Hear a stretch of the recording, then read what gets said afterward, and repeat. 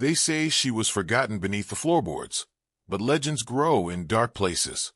Dry Creek was a town of blistered wood and swallowed pride, baked daily under a sky that never wept. It crouched against redstone cliffs like something afraid to be seen, its buildings all slanting westward as if the sun's heat pushed them slowly into the earth. Nothing much moved except the wind and the shadows. And the Bone Hand. They came 3 winters ago, swaggering into town like they owned it. And within days they did. Clint Harrow preached from the back of a horse with a Bible in one hand and a silver revolver in the other. Folks said he once wore a collar and gave sermons, until gold fever stripped the scripture from his tongue and replaced it with something slicker. His gang followed close behind, 10 men with dried blood on their boots and nicknames carved into their guns. Eleanor Baird watched it all unfold from her husband's porch. She had a face carved by sun and grief, with eyes that had seen too much and still held on. Her husband, Sam, ran cattle on the southern ridge and refused to sell to Harrow's men when they came asking polite. 2 weeks later, they came back with a sheriff's badge and a warrant. Said Sam had stolen horses from their own stock. Said resisting arrest cost him his life. Said the land now belonged to the county. They dragged Ellie from her home at dusk, while the sky bled orange over the rooftops. The sheriff, a man too old for defiance and too scared for shame, refused to meet her eyes. The Bone Hand laughed as they tossed her into the basement of the old courthouse. No trial, no questions, just the creak of hinges and the final slam of a lock. The cellar was stone and dust. No windows, just a crack under the heavy door where air crawled in reluctantly. For the first few days, she screamed. Then she whispered. Then she listened. Time slipped through the cracks like sand. She tried to count the days by the warmth and cold that filtered through the floorboards above her, but memory started to turn soft at the edges. She remembered the way her husband's hands felt on her shoulders, the way he'd hum when he carved fence posts, the gentle weight of their child pressed against her belly once, briefly, before the world took that too. Now there was nothing but darkness and the scrape of rats along the walls. Sometimes she thought she heard music, voices, the slam of a door. Once, she wept because she swore she could smell pie crust. But each time it faded. Her ribs grew sharper beneath her skin. Her hair, once thick and black, hung in knots. Then one night the voice came. I brought you bread. It was a whisper, low and steady, not afraid. Ellie opened her eyes, blinking into the dark, wondering if she'd gone too far into madness. But she heard movement, a soft rustle, a scrape, and then the scent of something warm. Bread, cracked at the edges. Real. A hand pressed it into hers, rough and gloved. She tried to lift her face, but a figure stepped back into the gloom, silhouetted against the slice of light beneath the door. Who are you? She rasped, voice dry as the cellar walls. The stranger didn't answer, just set a tin cup beside her, full of cool water. Then they were gone. They returned the next night, and the next, never speaking much, never showing a face. Wore a long coat, dusty from travel, a hat pulled low. Moved like someone who knew silence better than speech. Each time, they brought a bit of food, clean water, a blanket, once a bar of soap. Ellie began to feel her mind knit itself back together, thread by thread. One evening, as the stranger handed her a flask of broth, she asked again, why? They crouched beside her, carved something into the wooden beam with a pocket knife, carefully, deliberately. You are not forgotten. The words glimmered faintly in the candlelight. The next night, the stranger spoke. There are worse things in Dry Creek's shadow than what's in here. Their voice was androgynous, older, but sharp. You'll see the sky again. But first, you'll see fire. Ellie didn't ask what they meant.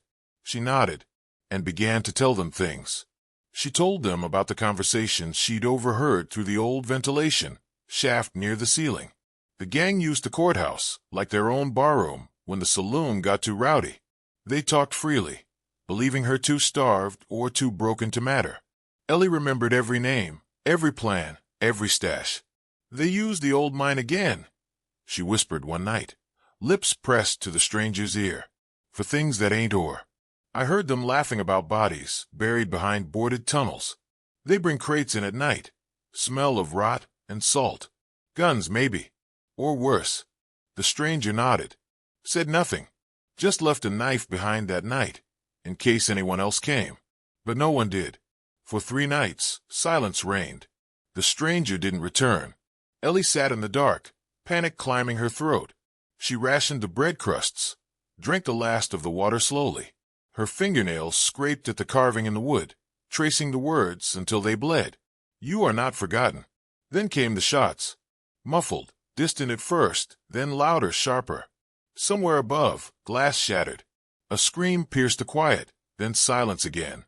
Ellie backed into a corner, clutching the knife, with trembling hands. Footsteps approached.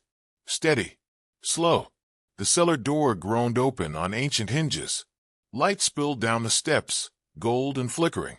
A candle moved with the figure, casting long shadows on the stone walls. Ellie held her breath. The silhouette stood still for a moment, then stepped aside just enough for her to see a familiar glint. Dusty boots. That same long coat. Blood at the cuff. Time to rise, Mrs. Baird, the stranger said. And this time, their voice carried fire. The air outside the courthouse stung Ellie's skin like needles. After so many days in the dark, even the moonlight felt blinding. Her legs wobbled beneath her, brittle as fence posts in a windstorm. Maeve Delane didn't speak. She just walked ahead, silent and sharp, the barrel of her rifle catching silver glints with every step. Ellie followed, one hand trailing along the warped wall for balance, the other clutching the coat Maeve had draped over her shoulders. It still smelled faintly of gun oil and cedar. They slipped through the back corridors like ghosts. The courthouse, long abandoned by any true law, now served as a den for the bonehand's worst.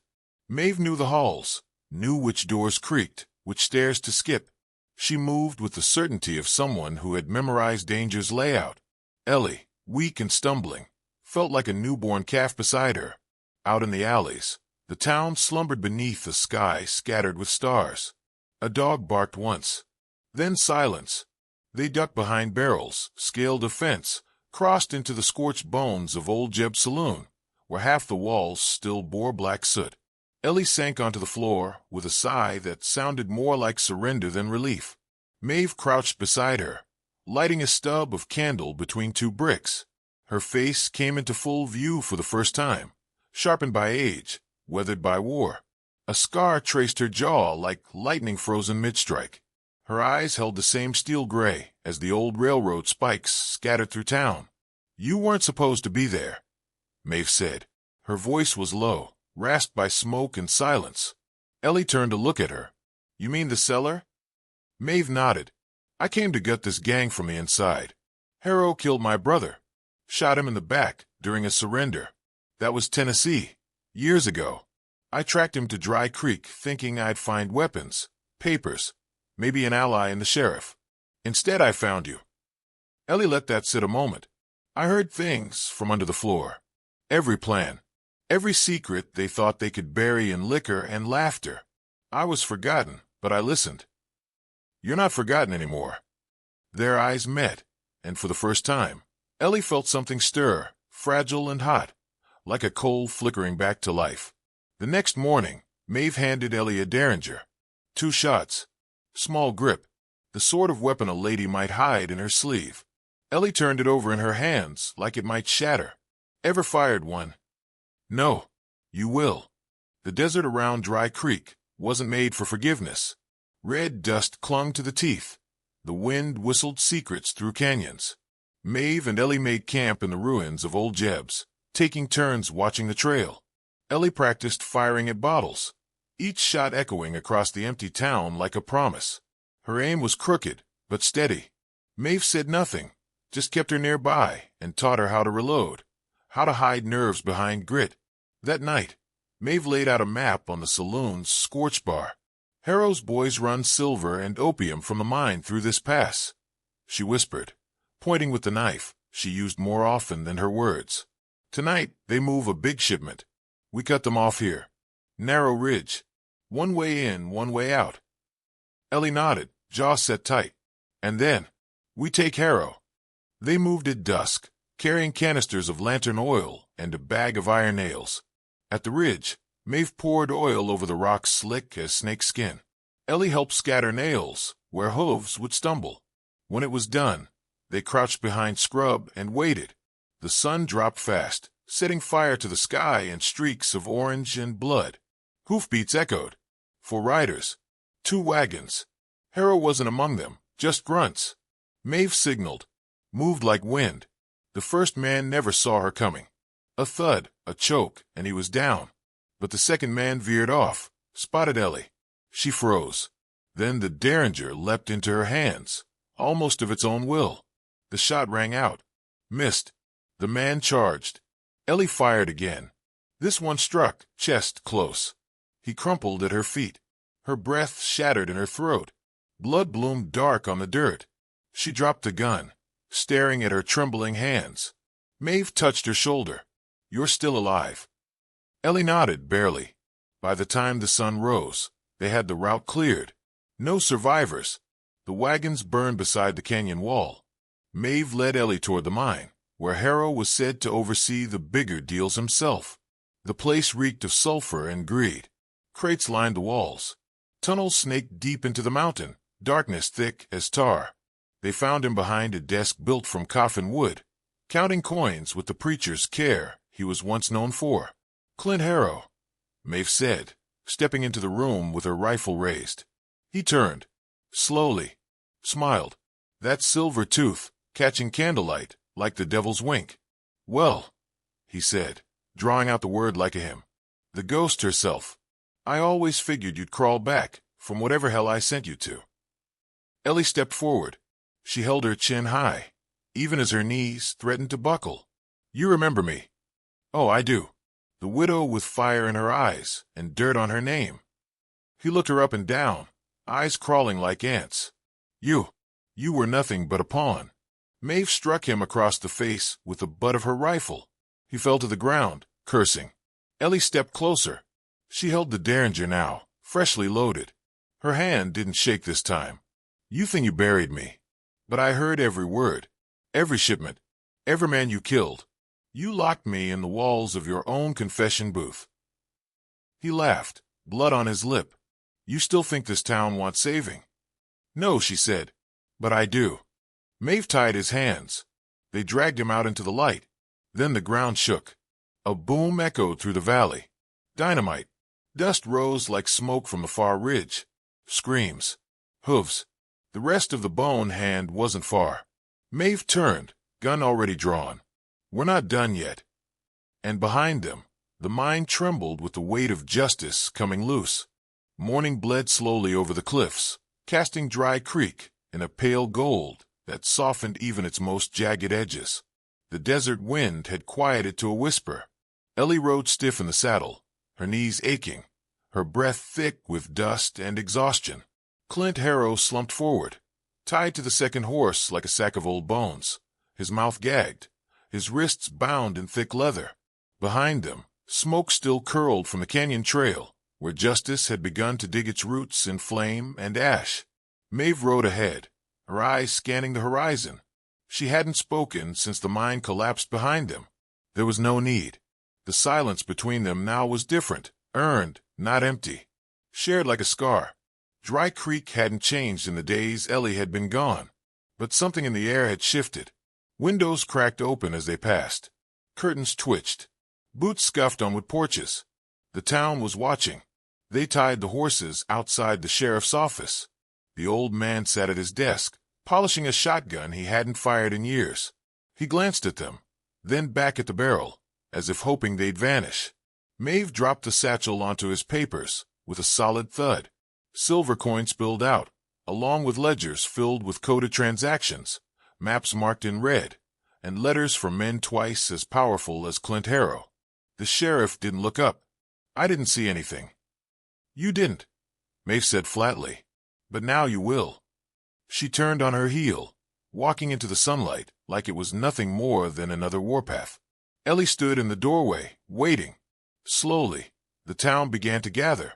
Widow Carson came first, shawl tied tight, her husband's shotgun resting across her arms.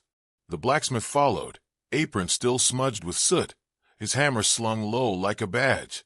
The schoolteacher, the stable boy, men and women who'd survived by silence, now stared down the face of what they'd let fester.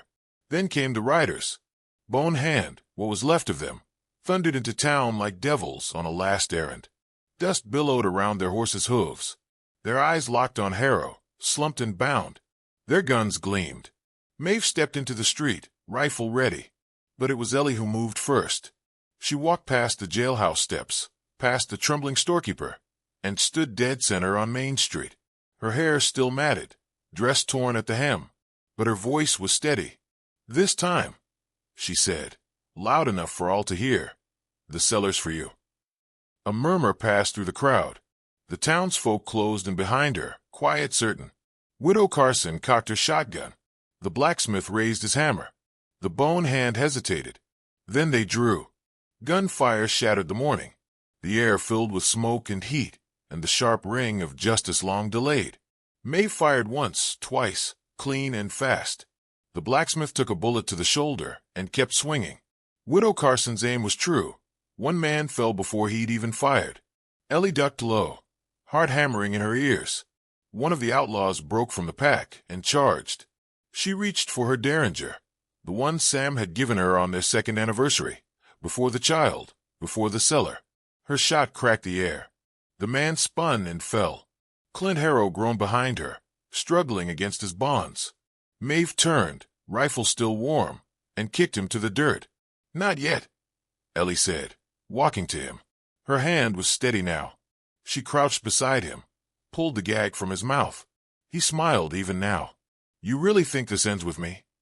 "No," she said, leveling the derringer at his chest. "It ends with me." The shot echoed through the town, like a bell tolling on Sunday. Silence followed. The Bone Hand was broken. Harrow lay still in the dust.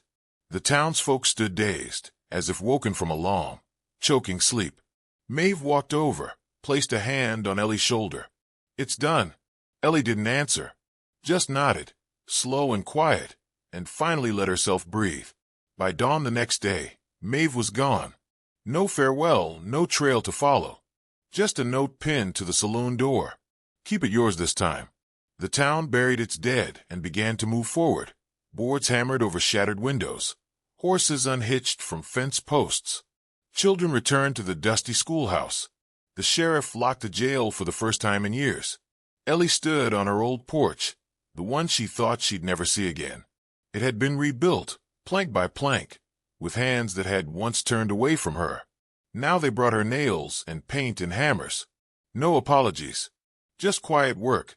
She watched the town like someone watching a wound heal. Laughter now drifted from the store. A girl ran down the street with a ribbon in her hair. Somewhere, a hammer struck a nail in rhythm.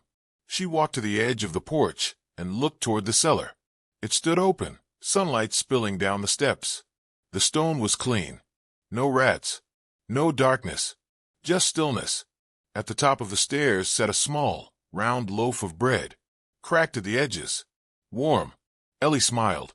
They tried to starve her in the dark, but some roots reach farther than they know. And sometimes, legends are born when the bread breaks silence.